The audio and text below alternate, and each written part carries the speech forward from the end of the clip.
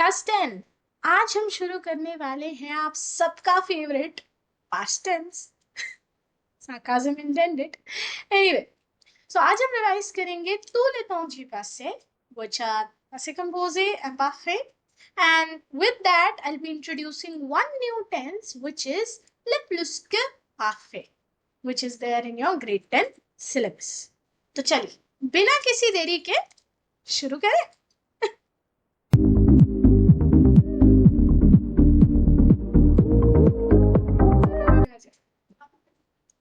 ले पैसे। सो हमारे फ्लो चार्ट में हमें 3 दिख रहे हैं, ले पैसे कंपोजे, लैम्पाफे जो हम ग्रेड 9 में सीख के आए हैं, एंड न्यू टेंस जो इंट्रोड्यूस हो रहा है विद दैट इज ले प्लस के पार्फे। ओके, सो पहले हम शुरू करेंगे रिवीजन, कॉन्सेप्चुअल क्लैरिटी को करेंगे बिल्डअप। जब सारे पास्ट कॉन्सेप्ट्स हो जाएंगे अच्छे से रिवाइज, उसके बाद ही इस नए टेंस को हम करेंगे शुरू। चल शुरू करते हैं। Le passé composé. Passé composé, or the simple past or the present perfect tense, it indicates a completed event in the past. वो काम जो past में पूरा हो चुका। So you see, j'ai fini mon travail. I have finished my work. The action has a definite beginning and end. हमें पता है वो टास्क कब शुरू हुआ और कब खत्म, right? De 7h à 11h, il a joué avec ses amis. So from 7 to 11, he played with his friends. The action has been repeated a number of times in the past. So a specific number of times. Let's say, hier, nous avons mangé le poulet 3 fois. Yesterday, we ate chicken thrice. So in all these cases, we have used le passé composé. Now we move on to its formation. How do we make the passé composé? We have the subject, the verbs avoir and être in present with the past participle of verb. So there are two elements. One, the helping verb avoir or être. It could be either depending upon the type of verb जो अब हम यहाँ revise करेंगे. And second, the past participle of the regular or irregular verb जो वो particular action perform कर। Okay? So सबसे पहले ये समझते हैं कि कैसे past participle बनाए जाते हैं किसी भी verb के। ER ending verbs के केस में you cut ER and add an accented E. IR verbs के केस में you cut only R. And RE ending verbs के केस में you cut RE and add a U. And this is how you frame the regular past participles. Okay. So as I mentioned here also that these rules can only be applied to the regular verbs. Okay. यहाँ तक हमें क्या समझ आया बच्चा? सबसे पहले हमें लेना है सब्जेक्ट, फिर हमें कॉन्जुगेट करना है être और avoir in the present tense, और उसके साथ लगा देना है अपना past participle. Regular past participle बनाने हमें सीख लिए और इरेगुलर तो हमें याद ही करने पड़ते हैं, राइट? यही तो सीखा है. But what happens in case of a negative sentence? Le passé composé à la forme négative, we put ne before and pas after the helping verb, which could be avoir or être. Okay? And the past participle remains unchanged. Helping verb कोई भी use हो रहा हो, negative में past participle remains unchanged. Like il a fait le travail. So यहाँ पे avoir से पहले ना और avoir के बाद लगेगा pas. Il n'a pas fait le travail. J'ai mangé du chocolat. So je n'ai pas mangé de chocolat. Okay? So this is what happens in the negative. And similarly in the interrogative also, अगर मैं inversion form की बात कर रही हूँ particularly, we invert the places of the helping verb avoir or être with the subject. Okay, and again the past participle remains unchanged. So like we have this, vous avez mis les cahiers sur la table. So I will invert the place of subject and the helping verb to make it interrogative. Avez-vous? मी लेके आइए, Maria a doce beaucoup. Maria a tel doce beaucoup. Okay, so this is how you do the interrogation. अब हमने तीनों चीज सीख ली, affirmative form भी, negative भी और इंटेरोगेटिव. एक वर्ब की कॉन्जुगेशन करें. The conjugation of passive composé in chanté in all these three forms will look like this. So in the affirmative you see subject, avoir, helping verb and the past participle. In the negative you see subject, ne, avoir, pas and the past participle. Whereas in the interrogative you see helping verb avoir, subject and then the past participle of the verb. Okay bachcha. Next we move on to look at the irregular past participles. So irregular past participles की list बहुत ही लंबी है जो आपको अच्छे से याद होनी चाहिए, राइट? क्लास 9 में भी ये चीज मैंने बोली थी और सेम चीज क्लास 10 में भी बोलूंगी. मैं स्लाइड्स को बहुत जल्दी जल्दी आगे ले गई हूँ बिकॉज इसमें मेरे समझाने वाला कुछ नहीं है. ये लिस्ट आपके पास होनी चाहिए रिटन में भी और अपने दिमाग में भी, तभी इरेगुलर पास्ट पार्टिसिपल्स के क्वेश्चंस आप सही से कर. एंड ये चीज याद रखिए, ये पास्ट पार्टिसिपल्स इसीलिए नहीं याद करने होते कि पासे कंपोजे में काम. ग्रेड 10 में आप देखेंगे और भी टेंसेस हैं जहां पर ये पास्ट पार्टिसिपल्स को यूज किया जाए. ठीक है, चलिए let's look at an example of the verb prendre which has an irregular past participle, that is pries. So how will be prendre conjugated in affirmative, negative and interrogative? So you see the structures are exactly similar. Subject, helping verb, past participle, right? The placement of ne, pas and the inversion depends upon the type of sentence I am willing to frame. And in all the cases, the past participle remain the same. Okay, bacha? Next now comes, when do we use être? Ma'am आप शुरू से बोल रहे हो एत्र और avoir दोनों helping verbs हैं, पर अभी तक जितने एग्जांपल्स किए उसमें तो avoir के अलावा कुछ दिखा ही नहीं.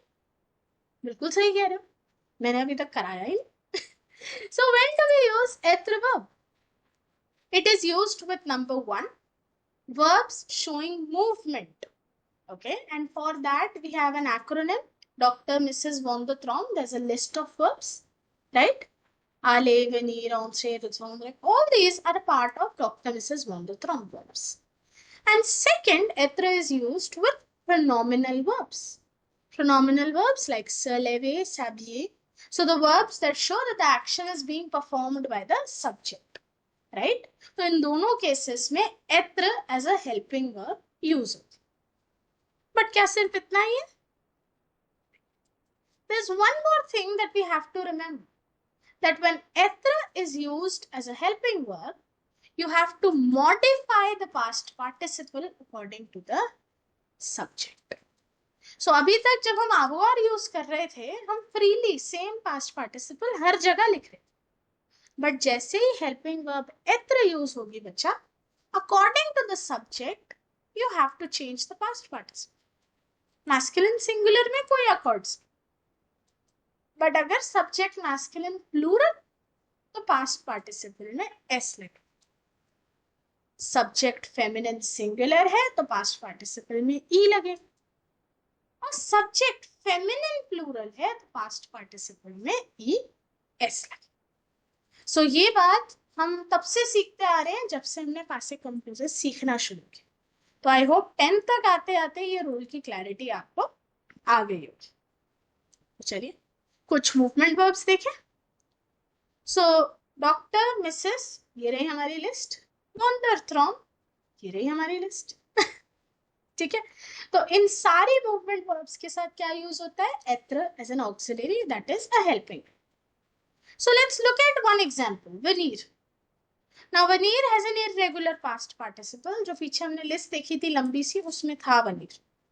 venir का past participle होता है venu.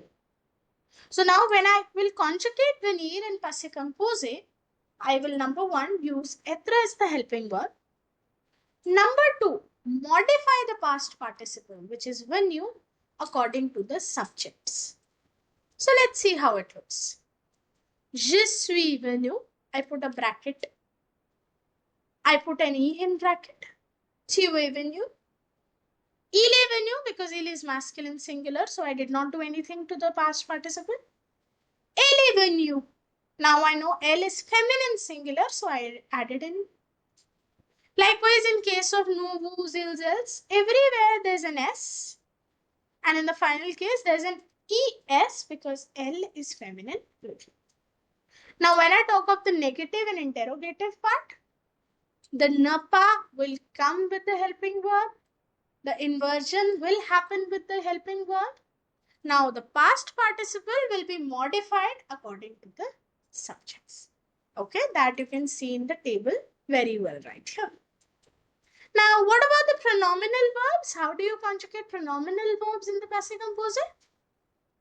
Let's look at the verb s'habiller. So, you form the past participle, which is habiller, and you write the conjugation with helping. But the question is, ये pronoun कहाँ जाता है? So, the pronoun will be written with être. Okay, now the pronoun will not be written with habiller verb. Instead, pronoun habiller verb के बीच में कौन आ जाएगा? être.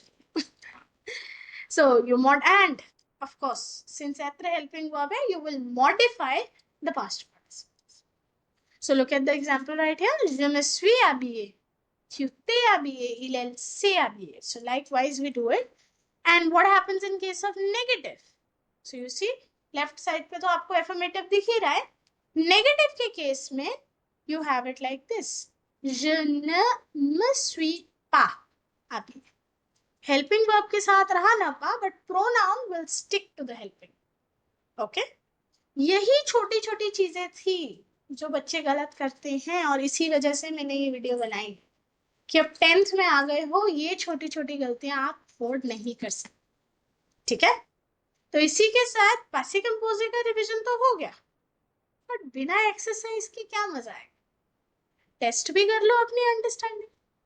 You have to conjugate the verbs in passé composé using either être as the helping verb or avoir, depending upon what verb is there in the bracket.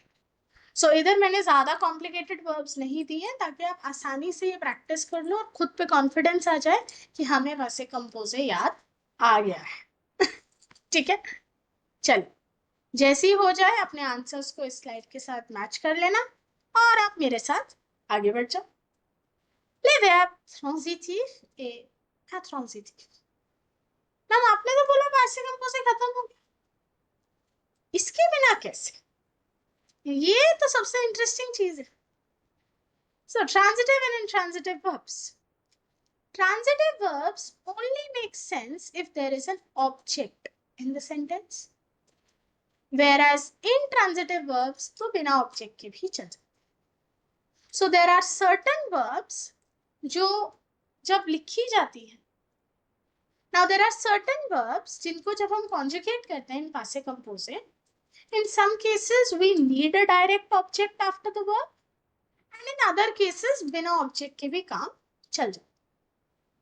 So, when an object is required, the helping verb that will be used is avoir, and when the object is not required, we use être.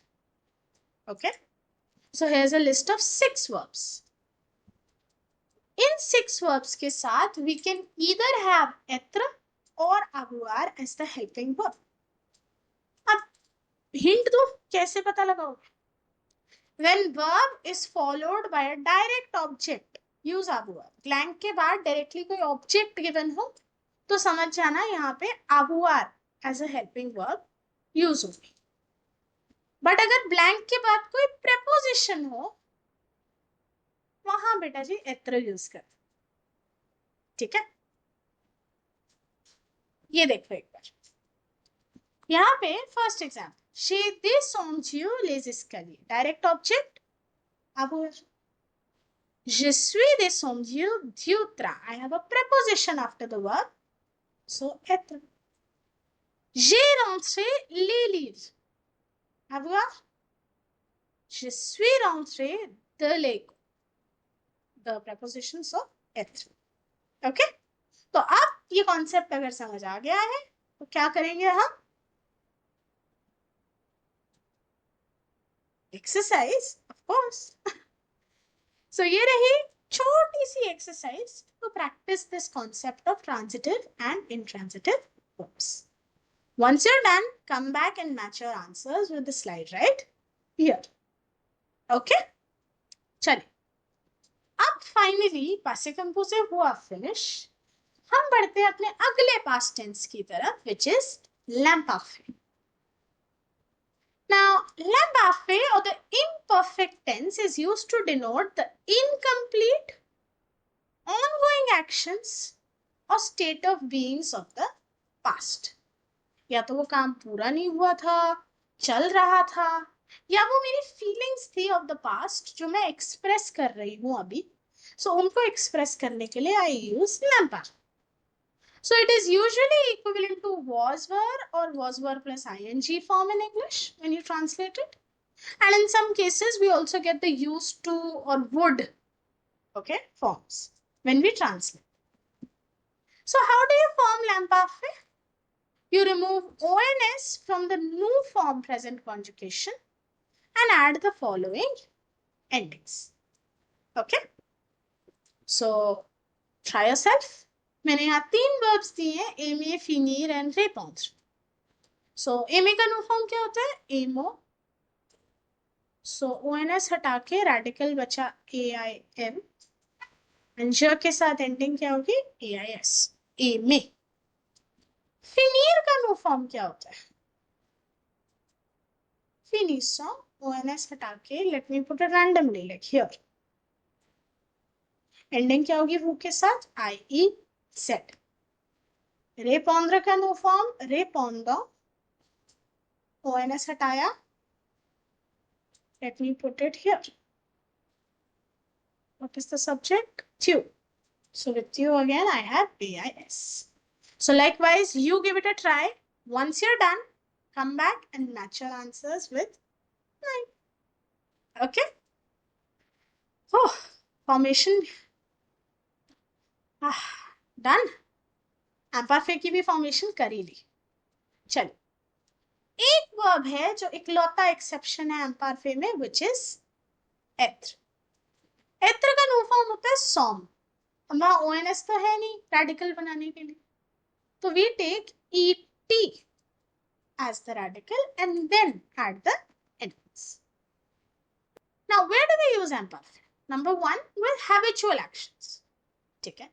Like, dans mon enfance, je jouais au parc tous les jours. So it's my habit of the past. I used to play in the park every day. So there I used imperfect. States of being or feelings. Pendant le film, je ne me sentais pas bien. I was not feeling well. इसी तरह किसी भी चीज का description, health का, weather का, as या time का, in all these cases you have l'imparfait. And finally, description of events, physical appearance. Here also you use l'imparfait in French. Okay? So हमने देखा किसी भी तरह की descriptions या habitual actions of the past को हम describe करते हैं using l'imparfait. आप ट्रिक क्या है इसको याद रखने की? एक्रोनिम करा था हमने 9th में. Waters, weather expressions, age, time, emotions, repetitive actions or the habits, and situations or descriptions. In all these cases, we always use l'imparfait. Okay? Now you can practice this quick exercise to test your understanding of l'imparfait and we can move ahead. Okay? If you're done with the exercise, match your responses from the slide right here. And it's time to move on to the final topic of revision, which is le passé composé et l'imparfait. Quelle est la différence? So what is the difference when the two come together? Let's see. पासे कंपोजे in English translate करता है या तो verb की second form में या has have plus verb की third form में. Whereas imperfect का translation you will get with was, were, used to or would.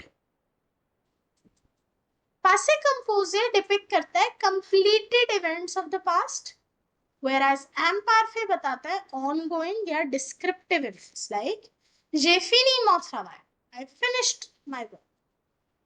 Je faisais mon travail quand Martha est arrivée. I was doing my work when Martha came. इसी तरह the action viewed as single events और one time events वहां पासे कंपोजे है, whereas habits या repetitive tasks के लिए imperfect. Hier, je me suis levé en retard. Yesterday, I woke up late. And repetitive actions, je me levais tôt pendant mon enfance. I used to get up early during my childhood. So here I have imperfect. The actions repeated a specific number of times. जब given है कि ये चीज past में इतनी बार हुई तो वहां आप passive composé यूज करोगे. Whereas the actions used for telling time, age or describing a person, place or thing, in all those cases are imperfect. And finally, वो actions जो interrupting actions होते हैं वो passive composé होते हैं और जो background actions हो वो imperfect. अब इसको कैसे समझेंगे. यूजुअली ये सिचुएशन होती है जहां पर दो चीजें होती हैं एक साथ. सो उन दो एक्शंस में जो बैकग्राउंड एक्शन होगा जो चल रहा था उस टाइम उसे हम एम्पार्फी से प्रेजेंट करते हैं, वेयर एज जिसने आके उसे रोका वो बना interrupting action, that is in the पासे कंपोज. So look at this example. J'ai parlé à Paul. I was speaking to Paul quand ma mère a téléphoné, when my mother called. तो बैकग्राउंड में कौन सा एक्शन चल रहा था. I was speaking to Paul, right? But किसने आके उसे इंटरप्ट किया. मेरी मॉम के कॉल में. तो जो बैकग्राउंड एक्शन था उसे imperfect से प्रेजेंट किया गया और इंटरप्टिंग एक्शन को पासिव.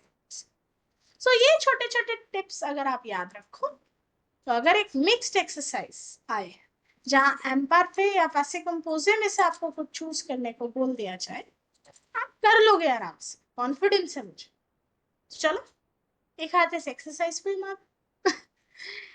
पॉज कर लो वीडियो, अच्छे से सेंटेंसेस को समझ के क्या हो रहे हैं इवेंट्स, कैसी हैं सिचुएशंस, उनकी अंडरस्टैंडिंग लेके इस एक्सरसाइज को करो ट्राई. जब ये कंप्लीट हो जाए तो अपने आंसर्स को करो मेरे आंसर्स के साथ मैच. ठीक है. एंड इसी के साथ रिवीजन हुआ कंप्लीट.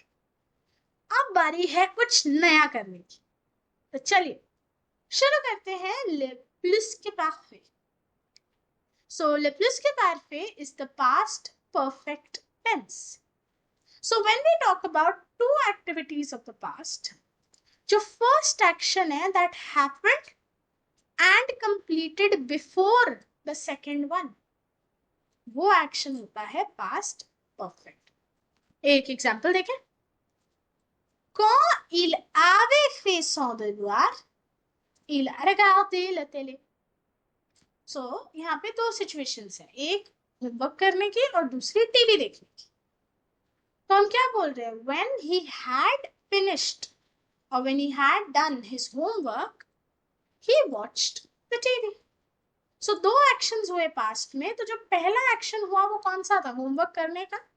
और जब वो पूरा हो गया उसके बाद दूसरा एक्शन हुआ टीवी देखने. Right. So quand il avait fait son devoir, when he had finished his homework, he watched the TV.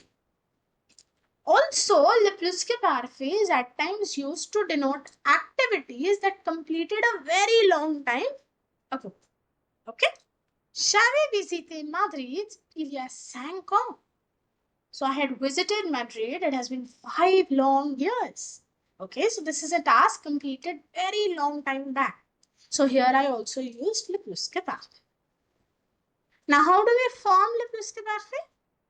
We have the subject, être or avoir as the helping verbs, but this time they will be conjugated in imperfect. and then you have the past participle of the action. So 2 elements हो गए. The helping verbs in imperfect. So आपके revision के लिए मैंने conjugation यहाँ लिख दी है, although अभी कराई है. And दूसरा the past participle of the regular or irregular verb जो वो action को show करे. ठीक है, तो आप समझ आया वो रिविजन क्यों जरूरी थी. चलिए ट्राई करिए फिनीर का. Now finir is not a movement verb, right? तो helping verb होगा avoir. अब मुझे इसे past perfect में लिखना है, तो यानी पहले helping verb को imperfect में लिखना है, जावे, and उस action का past participle finir. तो इसी तरह आप बाकी की conjugation ट्राई करो और जब हो जाए लौट आओ.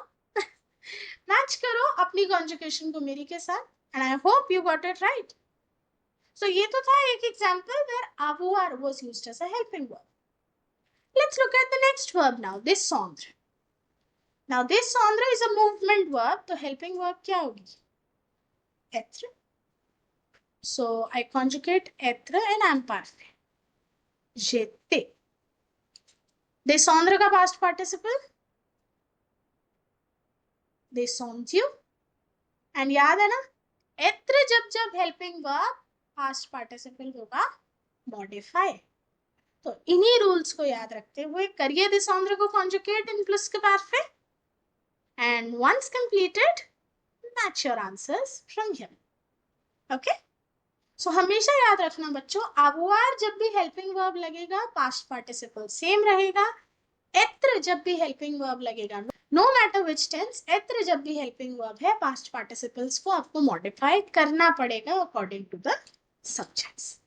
ठीक है, तो चलिए pluscuperfect की ये छोटी सी एक्सरसाइज करिए ट्राई, ताकि आपको कॉन्फिडेंस आ जाए कि अब हमें pluscuperfect तो कॉन्जुगेट करना आ गया.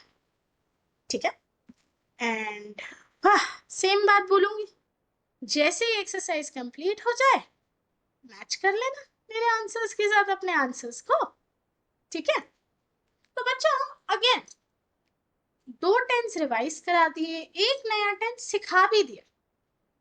बस इतना ही था क्या आज की वीडियो में? बिल्कुल नहीं, क्योंकि ग्रेड 10 में तो हमें मिक्स टेंस क्वेश्चन आता है. गए वो दिन जब अलग अलग टेंसेस के इंडिविजुअल क्वेश्चंस आते थे. तो आप मिक्स टेंस क्वेश्चन में कैसे आइडेंटिफाई करूं कि यहाँ पासे कंपोजे आना है, imparfait आना है या pluscuperfect? comment identifier le temps? अरे मैम सस्पेंस मत करो, पता है हमें मार्कर्स लिखवाओगे तो लिखवाओ. हाँ ठीक है, लिखवा रही. So quels sont les marqueurs du temps? For passé composé we have first hier. Hier means yesterday. तो अगर सेंटेंस में hier वर्ड गिवन है या hier के साथ कोई combination like hier soir, hier après-midi, कुछ भी, so you use le passé composé. Next word dernier. Dernier means last. So last year, last weekend, last week, last month, कुछ भी given है dernier के साथ, in that sentence you will have passé composé. And then il y a के साथ कुछ months, year या quelque temps जैसे कुछ given हो, तो in that case also you use le passé composé. All right. Next we have l'imparfait. So here you have first marker quand, but यहाँ पे देखो ब्रैकेट में बहुत केयरफुली एक चीज लिखी है, les actions simultanées. Simultanées means when these actions are happening one at the same time. Like when I was sleeping, my brother was doing his homework. ठीक है, यहाँ पे simultaneous actions हैं, दोनों actions साथ साथ चल रहे. Okay, there is no interruptions. Okay, so that is where you use l'imparfait. Pendant que, any expression with tout, l'adjectif tout, habituellement or habitually, or I had the habit of, d'habitude, or fréquemment. Frequently in the past something used to happen. So all these things will be expressed using l'imparfait. And then we move to le pluscuperfect. It has the exact same markers like le futur antérieur. But this time the context will be of the past. lorsque, aussitôt que और dès que, meaning when or as soon as. So in these sentences you will use le plus que parfait. Now interesting point क्या है कि जब future antérieur use करते थे पता था एक ब्लैंक में future antérieur है दूसरे में future simple, इतनी प्रॉब्लम नहीं थी. बट पास्ट के केस में अगर एक ब्लैंक में le plus que parfait है, इट्स नॉट नेसेसरी कि दूसरे में पासे कंपोजे हो, परफेक्ट भी हो सकता. So you have to use your brains. So you have to understand the sentence well. Okay? But अभी आपको ज्यादा कंफ्यूज नहीं करूंगी. एक क्वेश्चन दूंगी जहां पे या तो प्लस के पार पे या पासे कंपोज है. ठीक है, क्योंकि पहली बार कर रहे हो तो I don't want you to get scared. तो ये रहे वो 5 सेंटेंसेस. अगेन कॉन्टेक्स्ट को समझना है. पहला सेंटेंस देखिए, lorsque les élèves finirent leur examen, ils s'amusaient bien. As soon as the children finished their exams, they enjoyed a lot.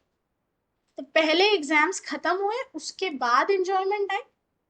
So as soon as the children had finished their exams, so here it will be plus के parfait, they enjoyed a lot. Here it will be passé compose. So this way understand the sentences, see कौन सा action पहले हो रहा है कौन सा बाद में, and then conjugate the verbs. Okay? Once you're done, come back and what will you do? Match your answers with mine. Okay? अब यहाँ पे याद रखिए मैंने पासे कंपोजे में थोड़े से टिपिकल सेंटेंसेस दिए हैं. कुछ जगह पासे कंपोजे विद प्रोनोमिनल वर्ब्स है तो कुछ जगह ट्रांजिटिव और इंट्रांजिटिव वाला कॉन्सेप्ट भी है. ओके, सो ऐसे ही तो आप चीजों को सीखोगे. ठीक है, तो इसी के साथ ये टॉपिक भी हुआ समाप्त. एंड अब हम मिलेंगे अगले लेसन में. तब तक के लिए keep learning, keep practicing, keep revising the rules. Okay, I'll see you in the next video. Till then, au revoir.